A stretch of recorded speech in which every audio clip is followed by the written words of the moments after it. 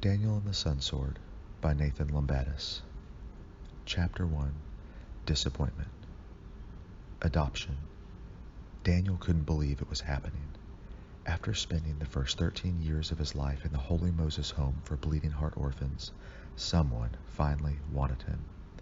He rushed around his tiny room, snatching up all his possessions: 2 white t-shirts, an extra pair of jeans, a martial arts uniform, and a spare sock, and stuffed them into the shabby backpack on his bed.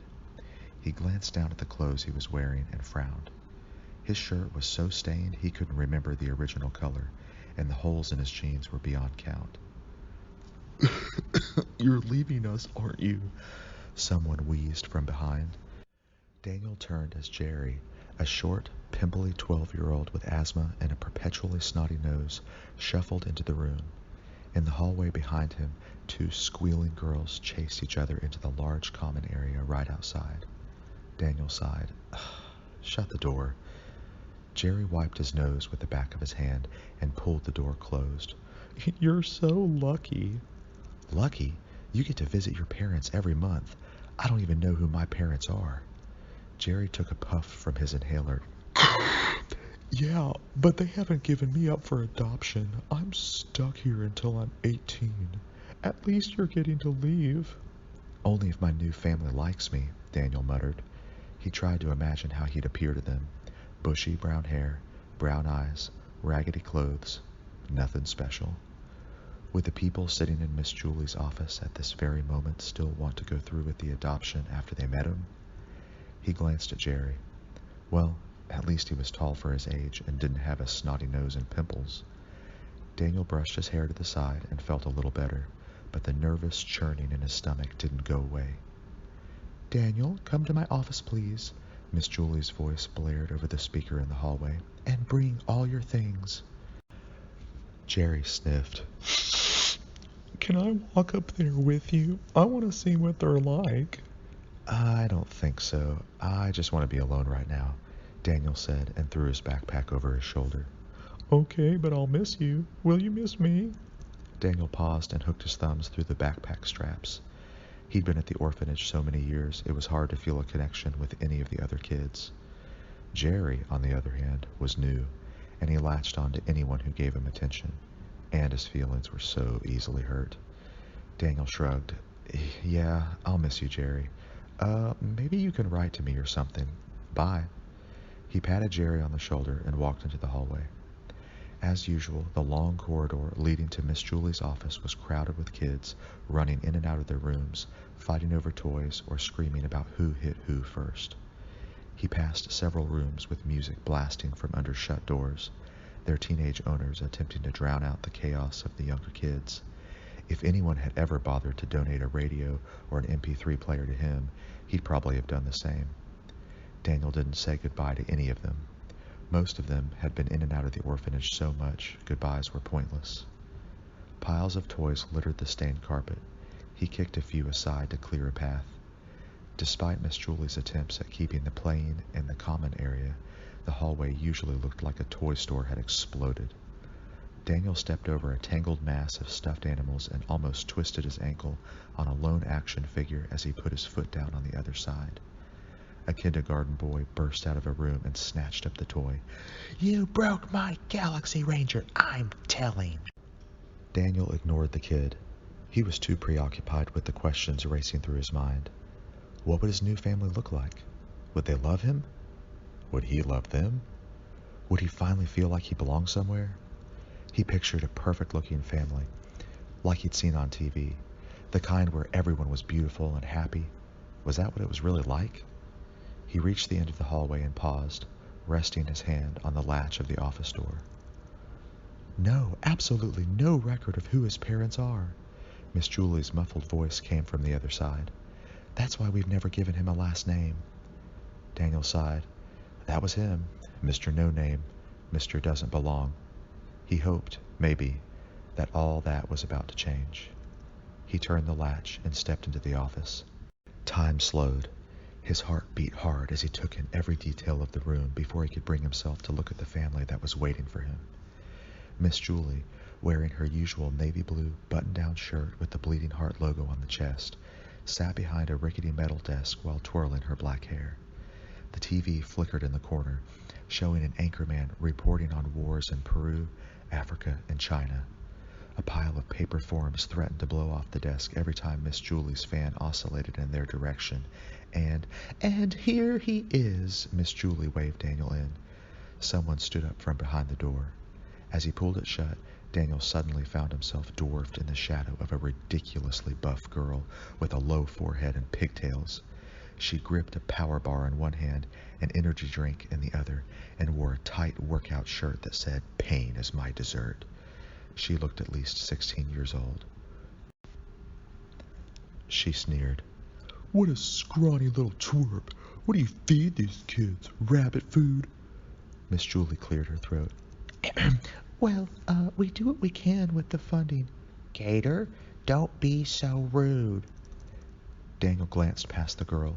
A thin, shaky man wearing a red hairpiece that barely covered the top of his head and a sweat-stained tank top was trying to pull her back into her seat. Daniel bit his tongue to keep from laughing. Either the man had bright red chest hair bushing out of the top of his shirt, or he was smuggling gerbils.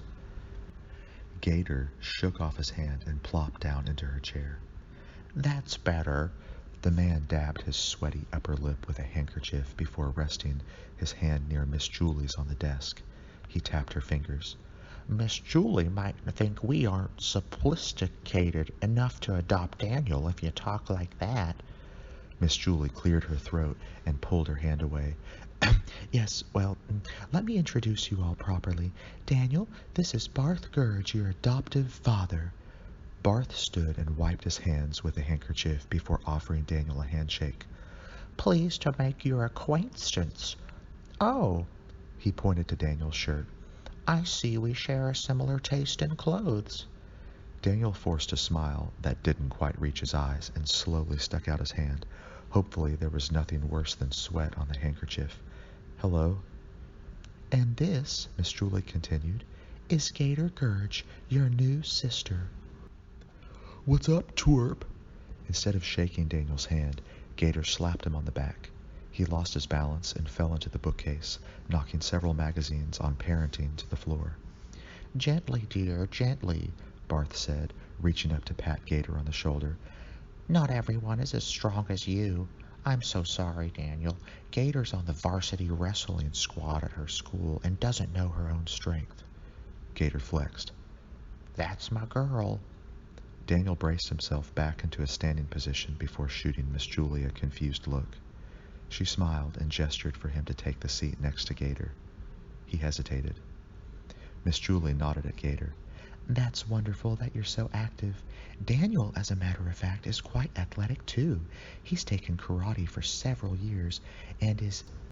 Daniel eased into the chair, only half listening while studying the Gurges out of the corner of his eye. Certainly this was some kind of joke. This couldn't be his family. They were nothing like he expected. And Miss Julie was crazy if she thought he would go home with them, much less feel a part of their family. Gator whispered behind her hand. You better try to fit in, unless you want to get smacked around. Daniel frowned. Huh? What was that, dear? Barth grabbed Gator around the back of her neck. I think I misheard you, and I know Miss Julie did too. Gator straightened up. I'm in at school, because, there's always bullies and stuff. Daniel rolled his eyes. Certainly Miss Julie wasn't going to buy such a lame excuse. Miss Julie opened her mouth to say something when Barth snapped his head back around and cut her off. Girls will be girls. Now, what was this I read about Daniel never being in the foster care system? That doesn't mean he's in trouble, does it? As to that, no. Miss Julie waved her hand dismissively. Daniel's never caused any trouble. To tell you the truth, I'm not exactly sure why he's never been in foster care. Determining which children go into that system is something the higher-ups in Child and Family Services do, and they've always denied my recommendations for Daniel, which is why I'm a little surprised they approved his adoption so quickly, especially before my interview with you.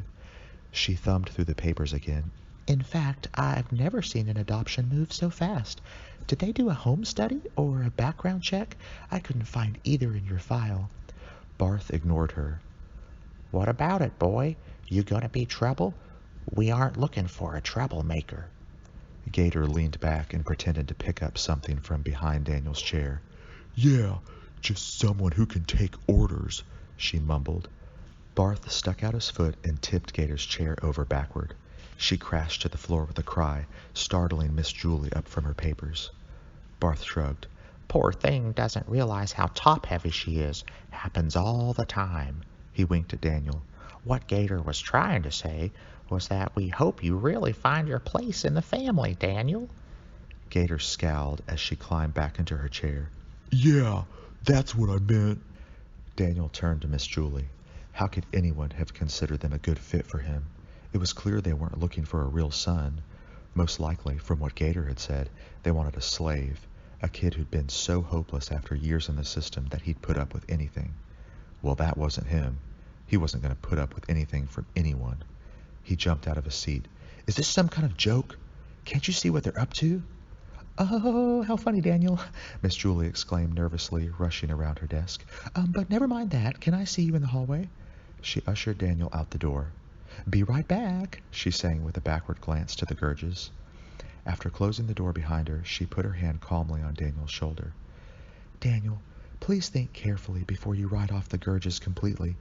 I was a little surprised at first, too, but some of the nicest families I know look rough on the outside. Inside, though, you might find them to be caring people. Daniel pointed at the door. Those things in your office are not caring people. They're just interested in having someone that'll do whatever they want. Didn't you hear what the Gator said? Teenagers never know how to treat adoptive siblings at first, Miss Julie said, shaking her head. There's always some jealousy to work through. Listen, Mr. Gurge said he always wanted a son, but once his wife died... Did Gator eat her? Miss Julie closed her eyes and sighed. Daniel immediately knew he'd disappointed her. He dropped his eyes to the ground and put his hands in his pockets. She died of cancer when Gator was a baby, Miss Julie said after a long pause. She never knew her mother, just like you never knew yours. I should think you'd be able to look past some of her behaviors. Who knows? Maybe you'll find you have a lot in common. Daniel pulled away from Miss Julie's touch. Just because Gator didn't have a mother didn't mean anything. Most of the kids he knew had lost one or both parents. Gator and I are nothing alike, he said. But what would that change anyway? Didn't you hear what she said? She threatened me twice. You can't really expect me to go home with them. Miss Julie crossed the distance between them and gripped his arm. That's just sibling rivalry. Think about it. She's been an only child, an only girl no less, her entire life. There's bound to be an adjustment period for her. And besides, didn't you see how Mr. Gurge stepped in each time she got out of hand? Can't you give them a chance? She scratched her head. Child and Family Services did approve them after all. More than approve, really. They basically ordered me to rush the adoption process. It's so strange. I still don't understand how they were screened so quickly and with so few objections. But think, Daniel, you've never... Well, people don't come looking to adopt you every day. Behind them, two girls started fighting over the remote control to the TV. Daniel turned and looked around. Several other kids sat alone in corners or in the doorways of their rooms. That was life in the orphanage, chaos or loneliness. Miss Julie did have a point. What if this was his only chance to leave? And besides, what did he know about how families worked? If anyone knew how kids reacted to an adoption, it was her. Maybe Gator was just jealous. Daniel let his eyes wander down the hallway to where Jerry still lingered in the doorway of Daniel's old room. What did he have to lose by going with them anyway? Fine, he said. But what happens if things don't work out? Miss Julie took a deep breath and slowly blew it out. I'm always here. If you need me, just call. Daniel nodded and walked back into the office. Okay, Miss Julie said as she followed him in. Sorry for the delay. Let me just get a few papers in order and everything will be ready to go. Oh, but there is one other thing. She winked at Daniel. Since moving into your home will come with so many changes, I believe the familiarity of Daniel's martial arts class would help him with the transition. If you'd like, I can provide you with the dojo's contact information so he can continue attending. She scribbled the name and number onto a blank post-it note and handed it to Barth. Gator and Barth exchanged smiles. Miss Julie stood and gathered her papers. Well, it was nice meeting you all. You've already signed all the necessary legal documents, and Daniel has all his things in his backpack. It's been a pleasure.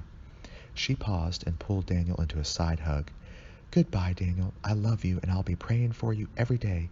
And remember, I'm always here if you need me. Daniel couldn't find the words to reply as she pulled away and steered him and the Gurges out the front door of her office and into the lobby of the orphanage. It was all so strange. Miss Julie was the only mother he'd ever known, and he was about to leave her behind. He felt a sudden urge to run back into her arms and just call the whole thing off. He hesitated, but then heard the unmistakable click of Miss Julie's door closing behind him. There, it was decided. The way back was closed, and he would try to make it on the outside. At least he was still in Miss Julie's prayers. Daniel frowned, as if that would help anything. How many years had he prayed to be adopted before realizing it didn't do any good? He obviously wasn't high on God's to-do list, if there was a God. Daniel pushed his thoughts aside and followed after Mr. Gurge. Mrs. Nancy, the old receptionist, stuck a pencil in her hair bun and waved as he walked past her desk. Goodbye, Daniel, she said in her cracked voice. We'll miss you. Daniel stopped to say goodbye, but Gator shoved him out the double-glass doors of the orphanage before he could answer. Get in the car, twerp! Daniel spun around. An old station wagon was parked under the awning. Barth stepped in front of him and opened the car door. You heard her. In! Daniel's face flushed with anger. You obviously have me confused with a dog. In! Gator shoved Daniel into the seat and jumped in beside him. Before he could react, she yanked him down into a chokehold. Daniel gritted his teeth and struggled to get free. Get off me! He pushed against Gator's side but couldn't wiggle out of her grasp. The driver's door creaked open and Barth slid into his seat. Maybe he would intervene like he had before. Mr. Gurge, help! Can it? Barth snapped, slamming the door shut. You start shouting for help and I'll really let Gator go to town on you. Daniel grabbed the door handle and tried to pull out of Gator's hold. Look, Dad! Gator laughed and gave Daniel a wet willy. I think he's trying to escape. Barth snorted. Try all you want, little boy. Once Gator gets you in one of her grips, it's over. And I wouldn't hold out hope for someone coming to help you either. You belong to us now. You're a Gurge. I don't belong to anyone. Daniel coughed from the pressure of Gator's grip around his throat. As his own words sank in, though, he gave up struggling. I don't belong to anyone. He craned his head to look out the window, hoping Barth was wrong and that Miss Julie or one of the other office workers were coming to help. No one was there. He'd made the wrong choice. He should have trusted his instincts and marched back to his bedroom when he had the chance. Barth pulled away from the Holy Moses home for Bleeding Heart orphans, and a sick feeling settled into the pit of Daniel's stomach. Through the window, he caught one last glimpse of the only home he'd ever known before the station wagon turned a corner and sped down the highway.